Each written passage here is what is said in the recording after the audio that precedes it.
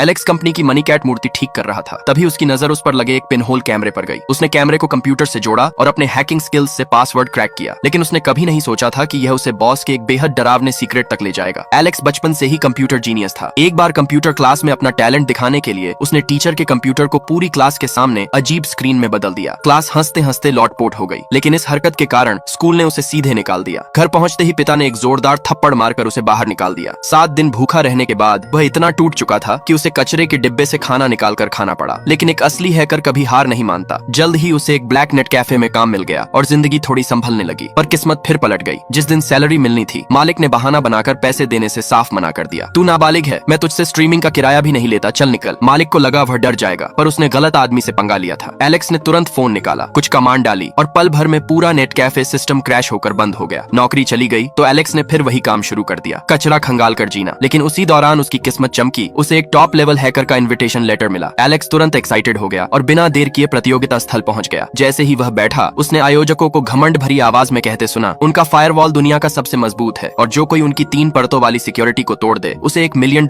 इनाम मिलेगा। एलेक्स का जोश बढ़ गया। वह स्टेज पर गया, सिस्टम खोला और ऑपरेशन शुरू किया। प्रतियोगिता शुरू होने के 3 मिनट बाद ही दुनिया भर के टॉप हैकर्स एक एक कर बाहर हो गए, लेकिन एलेक्स शांत बैठा रहा। कुछ ही देर में उसने 2 सिक्योरिटी लेयर तोड़ डाली। अब वह तीसरी और सबसे कठिन लेयर पर पहुंचा, जहां पहुंचकर हर टॉप हैकर फेल हो चुका था। लेकिन एलेक्स के लिए यह भी बस एक और चैलेंज था और फिर उसने जो किया उसे देखकर पूरा हॉल हैरान रह गया। तुरंत समझ गया कि कुछ गड़बड़ हो गई है। मैं घबराकर क्लासरूम से भाग निकला। सबसे अजीब बात यह थी कि एक पल पहले तक उसका चेहरा लाल हो गया था। मेरा नाम डर्क है। कुछ दिन पहले तक मैं बस एक अजीब सा लड़का था जिसे पिका रोग था। मुझे अजीब अजीब चीजें खाने की लत थी जिसे मैं कंट्रोल नहीं कर पाता था। मम्मी मेरे लिए ढेर सारे स्नैक्स लेकर आई थी, लेकिन मैंने सिर्फ स्टोर की रसीद खा ली। मेरे सामने इंस्टेंट नूडल्स पड़े हों तो भी मैं सिर्फ पैकेजिंग का डिब्बा खाता था। और ऊपर से बदमाश लड़के मुझे तंग करते थे। जिस लड़की से मुझे प्यार था उसके सामने उन्होंने मुझे कूड़ेदान में ठूंस दिया था। मैंने चुपचाप कपड़े बदले और वापस आ गया। शायद मैं इस तरह के बर्ताव का आदी हो चुका था। जब मैं स्कूल वापस लौटा तो फिर से इरेजर चबाने लगा। मैंने देखा कि मेरे आसपास सभी हंस रहे थे। उन बदमाशों ने मेरी बेइज्जती का वीडियो ऑनलाइन डाल दिया था। शर्म से भरा मैं वहां से निकलने की कोशिश कर ही रहा था कि उनसे टकरा गया। सॉरी, क्या है रे, अंधा है क्या हरामी? नहीं टकर, सच में मैंने क्या? बदमाशी और कुपोषण के कारण आखिरकार मेरा शरीर जवाब दे गया। डॉक्टर ने भी कह दिया था कि अब कोई उम्मीद नहीं है। मम्मी मुझे बचाने के लिए पागल हो रही थी। एक दिन सड़क पर उन्हें एक बूढ़ा आदमी मिला जो खुद को चमत्कारी इलाज करने वाला बता रहा था। उसने एक लंगड़ी औरत को छुआ और वो तुरंत चलने लगी। मम्मी ने उसे तुरंत पैसे दिए और घर ले आई। बूढ़े ने अपना हाथ मेरी छाती पर रखा। अचानक वो जोर जोर से खांसने लगा। उसके मुंह में जलती सिगरेट मेरी छाती पर गिर गई और मुझे जलाने लगी। दर्द असहनीय था, लेकिन बूढ़े की हालत उससे भी ज्यादा खराब हो गई। मम्मी कुछ समझ पाती उससे पहले ही बूढ़ा चीखा और मौके पर ही मर गया। अचानक मैं बिस्तर पर उठकर बैठ गया। मेरा शरीर पूरी तरह ठीक हो चुका था, बल्कि मुझे बहुत ताकतवर और ऊर्जा से भरा हुआ महसूस हो रहा था। जब पुलिस पूछताछ के लिए आई तो मुझे पता चला कि मेरी छाती पर जले का निशान भी गायब हो चुका था। अगले दिन साइकिल ठीक करते वक्त मेरी उंगली कट गई। दर्द महसूस करने से पहले ही घाव अपने आप भर गया। तभी मुझे समझ आया कि मुझे सुपर पावर मिल गई है। मैं सोच ही रहा था कि इन शक्तियों को कैसे परखूं कि तभी वो बदमाश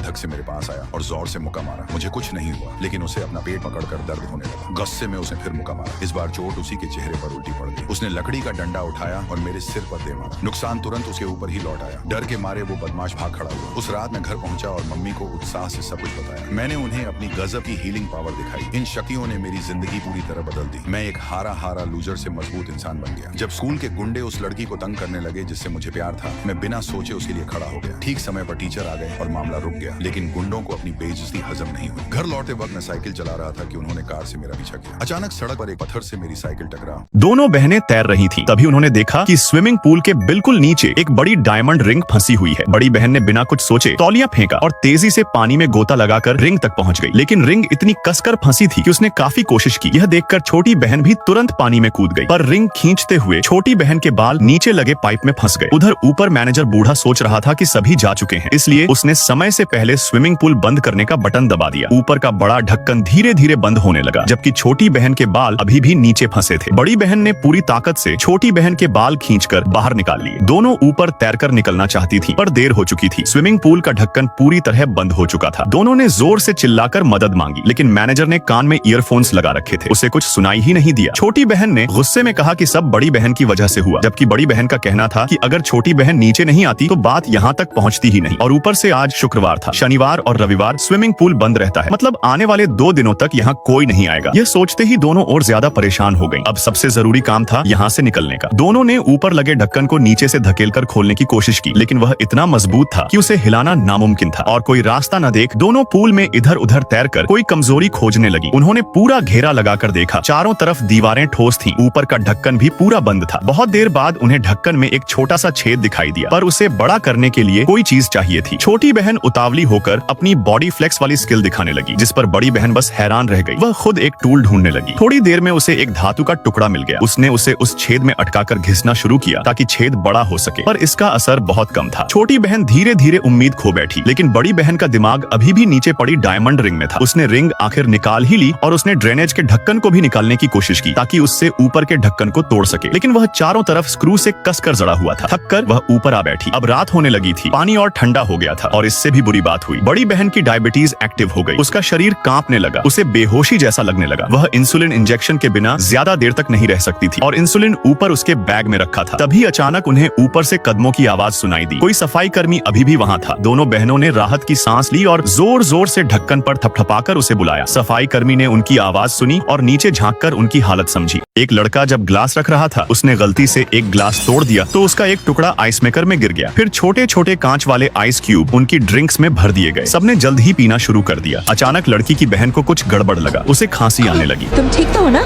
इसके अंदर कोई कीड़ा था। लेकिन बात यहीं खत्म नहीं हुई। ड्रिंक पीने के बाद उसका भाई ट्रैम्पोलिन पर कूदने लगा। उसके ठीक नीचे एक नुकीला मेटल रेक पड़ा था। ट्रैम्पोलिन की मैट धीरे धीरे फट रही थी। फिर उसके भाई ने उनके अंकल को भी ऊपर खींच लिया। इससे मैट और तेजी से फटने लगी। तभी उनकी आंटी को कुछ गड़बड़ महसूस हुई। नहीं, रुको। ओह, सही वक्त पर बचा लिया। उसने रेक को एक तरफ कर दिया। सब अलग अलग लगता था, लेकिन हर एक कदम जुड़ा हुआ था। आग की लपटों से डरी एक औरत ने एक बोतल गिरा दी। बोतल जाकर एयर पंप के स्विच से टकराई। खुला हुआ ट्यूब धीरे धीरे आगे सरकने लगा। उसी वक्त लड़की का भाई ट्रैम्पोलिन तोड़कर नीचे गिरा। एकदम चेन रिएक्शन जैसा हादसा हो गया। जैसे ही अंकल के पैर कांच पर पड़े, तेज दर्द से वो पीछे की तरफ उछल गए। ट्यूब ने रेक को धक्का दिया और वो जाकर पास में रखे लॉन मोवर को ऑन कर देता है। अंकल की मौत के बाद लड़की को अपनी दादी की बात याद आई। हमारे परिवार पर मौत मंडरा रही है। उसने तब यकीन नहीं किया था, लेकिन दादी के अपने व्यवहार ने साबित कर दिया था कि मौत सच में आ चुकी है। अब लड़की ने सब समझना शुरू किया। पता चला कि मौत एक पैटर्न में चलती है। मौत हमें मारने आ रही है क्योंकि हमें कभी पैदा होना ही नहीं चाहिए था। जब परिवार ने लड़की की बात पर भरोसा नहीं किया तो उसने उन्हें बताया, मौत उम्र के हिसाब से लोगों को लेती है। मतलब अब अंकल का बेटा एरिक अगला था। फिर वो जूलिया को मारेगी, फिर बॉबी को, और फिर हमारी फैमिली में पहले मॉम को, फिर मुझे, फिर चार्ली को। लेकिन किसी ने उसकी बात नहीं मानी और सब फैमिली गैदरिंग से चले गए। अगले दिन लड़की की बहन जूलिया मॉर्निंग रन पर निकली थी। तभी एक सॉकर बॉल उसे ट्रैश बिन में गिरा देती है और वो सीधे गार्बेज ट्रक में जा गिरती है। कंपैक्टर बंद होने लगा। सब भागते हुए पीछे गए। लड़की ने साइड की सीढ़ी पकड़कर ऊपर चढ़ाई की। ड्राइवर के हेडफोन लगे थे, उसे उनकी आवाज सुनाई नहीं दे रही थी। लड़की ट्रक की छत तक पहुँच गई। तुम्हारी बारी नहीं है। एरिक ने अपने शरीर से ट्रक रोक लिया, लेकिन तब तक बहुत देर हो चुकी थी। इसके बाद लड़की समझ नहीं पा रही थी कि जो मरने वाला था एरिक, उसकी जगह जूलिया कैसे चली गई। तभी उनकी आंटी ने सच बताया, एरिक असल में अंकल का बेटा था ही नहीं और अगला वही था। अगले दिन मौत उसे MRI रूम तक ले गई। एरिक के कानों में दर्द होने लगा, लेकिन ये तो शुरुआत थी। फिर उसके नाक और छाती के मेटल रिंग खींच कर निकल गए। जैसे जैसे मशीन तेज होती गई, उसका मेटल खींचने का असर बढ़ता गया। अगले ही सेकंड कुछ ऐसा हुआ जो कोई सोच भी नहीं सकता था।